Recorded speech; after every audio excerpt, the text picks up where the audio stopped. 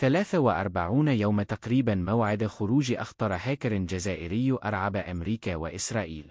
حمزة بن دلاج مخترق جزائري من مدينة تيزي وزو معروف بالاسم الحركي BX1 ومدرج على لائحة مكتب التحقيقات الفيدرالي لأخطر 10 مخترقين في العالم، حيث اقتحم الحسبات الخاصة في أكثر من 217 مؤسسة مالية على مستوى العالم، مسببا لهم خسارات تقدر بالمليارات عن طريق فيروس الحاسوب السبايي بوتنت الذي طوره مع حليفه إلكسندر المعروف باسم كريبودمن. وتمكنا سويا من زرع هذا الفيروس في 60 مليون حاسبا حول العالم وسرقة الحسبات البنكية لمالكي هذه الأجهزة.